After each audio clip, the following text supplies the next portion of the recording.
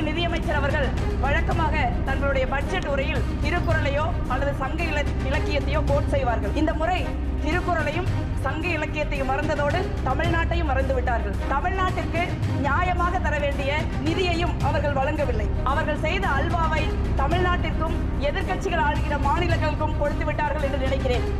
காங்கிரஸ் ஆட்சியில பெட்ரோல் 73 ரூபாய் 18 பைசா, டீசல் 40 ரூபாய் 91 பைசா, சமையல் எரிவாயு 450 ரூபாய். இப்பொழுது பெட்ரோல் டீசல் ரெண்டுமே ஏறக்குறைய 100 ரூபாய்க்கு விற்குது. சமையல் எரிவாயு 1200 ரூபாய், இப்ப 1000 ரூபாய். Thanks to election. Petrol diesel மீதான கலால் வரி எக்ஸைஸ் டியூட்டி 250 மடங்கு உயர்த்தப்பட்டுள்ளது. It's rice 250%. 2018க்கும் 23க்கும் இடையில விவசாய அமைச்சகம் 1 லட்சம் கோடி ரூபாயை செலவிடாமல் திருப்பி கொடுத்திருக்கிறது. இந்த நிதியில நீங்க விவசாய கடனை தள்ளி இருக்கலாம், உள்கட்டமைப்பை ஏற்படுத்தி இருக்கலாம், ஆனா செய்ய மாட்டீங்க. இந்த நாட்டில் 1 மணி நேரத்திற்கு ஒரு விவசாயியோ அல்லது விவசாய கூலி தொழிலாளர்களோ தற்கொலை செய்து கொண்டிருக்கிறார்கள். இந்த ஆட்சியில் 50% விவசாயிகள் கடன் இருமடங்கு ஆகி இருக்கிறது. முதலில் பேரன்போடும் பேராதரவோடும் என 2வது முறையாக கரூர் நாடாளுமன்ற தொகுதியின் எம்பியாக தேர்ந்தெடுத்த எமது சகோதர சகோதரிகளுக்கு இதயபூர்வமான நன்றியை தெரிவித்துக் கொள்கிறேன். மாண்புமிகு நிதியமைச்சர் அவர்கள் வழக்கமாக தங்களுடைய பட்ஜெட் உரையில் திருக்குறளையோ அல்லது சங்க இலக்கியத்தையோ கோட் செய்வார்கள். இந்த முறை திருக்குறளையும் சங்க இலக்கியத்தையும் மறந்ததோடு தமிழ்நாட்டையும் மறந்து விட்டார்கள். தமிழ்நாட்டிற்கு நியாயமாக தர வேண்டிய நிதியையும் அவர்கள் வழங்கவில்லை. அவர்கள் செய்த அல்வாவை தமிழ்நாட்டிற்கும் எதிர்க்கட்சிகள் ஆளுகிற மாநிலங்களுக்கும் கொடுத்து விட்டார்கள் என்று நினைக்கிறேன். அவர்கள் சொல்ல மறந்த திருக்குறளை நான் இங்கே நினைவுபடுத்த விரும்புகிறேன். இயற்றலும் ஈட்டலும் காத்தலும் காத்த வகுத்தலும் வல்லது அரசு.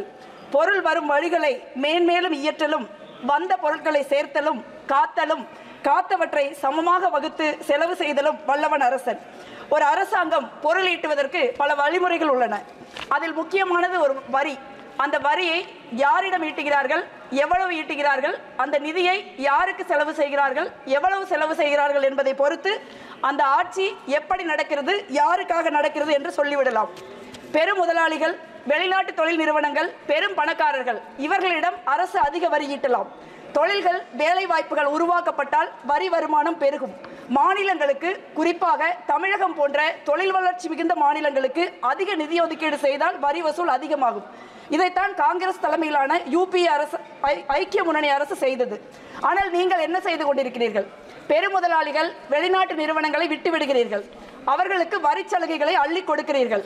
ஒரு இரக்கமற்ற கொள்ளைக்காரனை போல சாதாரண ஏழை எளிய நடுத்தர மக்களை அடித்து பிடுங்குகிறீர்கள். அதற்கு பெட்ரோல் டீசல் சமையல் எரிவாயு ஒரு சரியான உதாரணம். காங்கிரஸ் ஆட்சி எப்ப பார்த்தாலும் யூபி ஆட்சி, என்டிஏ ஆட்சி, யூபிஏ ஆட்சி, என்டிஏ ஆட்சின்னு கம்பேர் பண்றீங்க. நானும் ஒரு கம்பேரிசன் சொல்றேன்.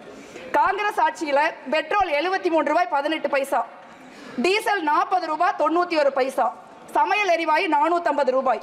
இப்பொழுது பெட்ரோல் டீசல் ரெண்டுமே ஏறக்குறைய 100 ரூபாய்க்கு விற்குது.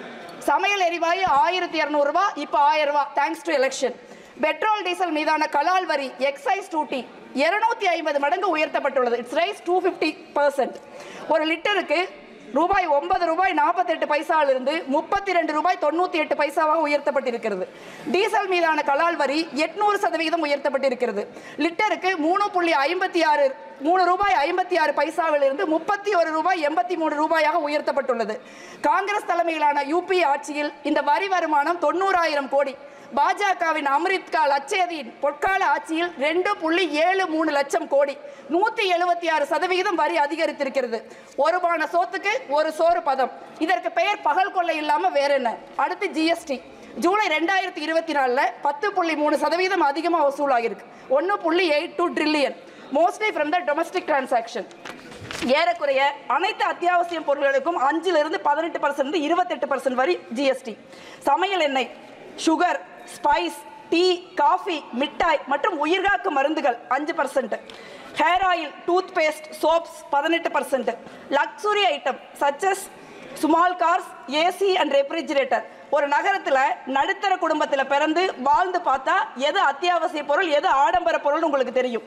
இதெல்லாம் பத்தாதுன்னு 15% life and health insurance policy மேலே வரி. ஆனால் நிலக்கரிக்கு வரி 11.69%-லிருந்து 5% குறைக்கப்பட்டிருக்கிறது. ஏன்? I read something interesting in a website. I quote, India's first private mining company who pioneered the concept of mine developer and operator MDO just about a decade since our inception We became one of the largest developers and operators of coal mines in the country. End quote. No prize for guessing it. It's Adani. Sorry, I can't quote. No, it's A1 coal. 2019 பாஜக ஆட்சிக்கு வந்தவுடன் corporate வரி 30% 22% குறைக்கப்பட்டது. ஆனால் இதனால 1.45 லட்சம் கோடி ரூபாய் வருமானம் இழப்பு ஏற்பட்டது. இப்போ வெளிநாட்டு நிறுவனங்களுக்கான வரி 40% 35% குறைக்கப்பட்டுள்ளது. இ-காமர்ஸ், அமேசான், பிளிப்கார்ட் போன்ற நிறுவனங்களுக்கு 2% வரி இருந்துச்சு. இப்போ அதுவும் 0% ஆக்கிட்டாங்க. பாவம், அவர்களெல்லாம் பரம ஏழைகள். அவர்களிடம் போய் இந்திய அரசாங்கம் வரி கேட்கலாமா? அதற்கு தான் ஏழைகளும் நடுத்தர மக்களும் இருக்கிறோமே. இதெல்லாம் வெறும் ட்ரெய்லர் தான். மொத்த படத்தையும் பார்த்தால் பாரதி சொல்வது போல நெஞ்சு பொறுக்காது. சாதாரண ஏழை மக்கள், நடுத்தர மக்கள் இவர்கள்ட்ட கொள்ளையடிச்சு என்ன செஞ்சிருக்கீங்க? 45 ஆண்டு காலமாக இல்லாத வேலை வாய்ப்பின்மையை உருவாக்கி இருக்கிறீர்கள். ILO report says India's youth accounted for 83% of the unemployed population in 2022. ஒரு நாட்டில் 83% இளைஞர்கள் வேலை இல்லாம இருந்தா இந்த இளைஞர்களின் எதிர்காலம் மட்டுமல்ல, இந்த நாட்டின் எதிர்காலம் இருண்டு போகும். அதை பத்திலாம் உங்களுக்கு கவலை கிடையாது. உற்பத்தி துறை இந்தியாவில் வேலை வாய்ப்பு உருவாக்குவதில் 2வது இடத்துல இருந்தது. இன்னைக்கு 4வது இடத்துக்கு போயிருச்சு. நான் கரூர்ல இருந்து வர்றேன். இந்தியாவில் 4th லார்ஜஸ்ட் எக்ஸ்போர்ட். 2 லட்சம் பேருக்கு வேலை கொடுத்த எங்களுடைய நகரம் இன்று 50,000 பேருக்கு வேலை கொடுக்க திணறுது. Thanks to your GST. Make in India had set an ambitious target of 12 to 14% of manufacturing growth per annum. But what is the outcome? Average 5.8% growth since 2014. ஏன்? பாஜக மோடி ஆட்சியில் சிறு குறு நடுத்தர தொழில்கள் பேரழிவை சந்தித்து வருகின்றன. அரசாங்கம் தன் நண்பர்களான A1 A2 இருவருக்கும் நாட்டை விற்று கொண்டிருக்கிறது. தொழில்துறைகள் வேலை கிடைக்காதவர்கள் விவசாய கூலிகளாக மாறுகிறார்கள். அங்கேயும் நீங்க 100 நாள் வேலையில கை வைக்கிறீங்க. 100 நாள் வேலையில பதிவு செய்திருக்கிற 6 கோடி மக்களுக்கு 100 நாளைக்கு வேலை கொடுக்கணும்னா 2.72 lakhs crores you have to allot. ஆனா நீங்க என்ன பண்ணிருக்கீங்க? 86,000 கோடி ரூபாய் அலாட் பண்ணிருக்கீங்க. குறைவான நிதி ஒதுக்கீடு காரணமா 4 மாதங்களுக்கு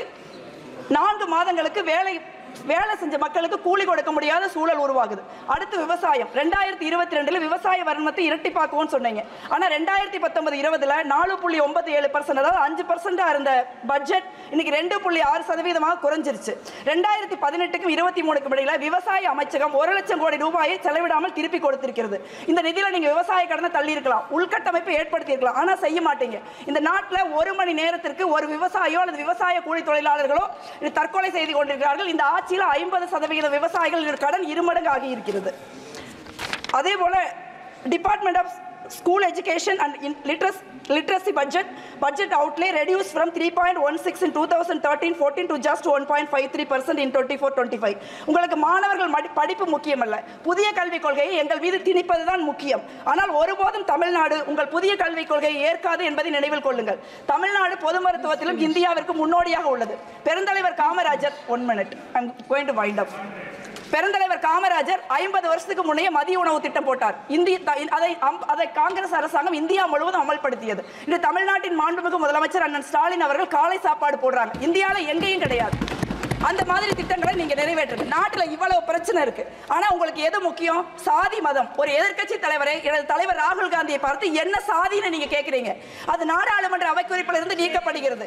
இந்தியாவின் மாண்புமிகு பிரதமர் ஒரு நரேந்திர மோடி அவர்கள் நீட்டப்பட்ட பகுதியும் சேர்த்து அந்த கேவலமான பேச்சை பெருமையோடு பொதுவெளியில் பயிர்கிறார். உங்களுக்கு எல்லாம் வெட்கமாக இல்லையா? Just 30 second madam, 30 second. உங்களுக்கு எல்லாம் வெட்கமாக இல்லையா?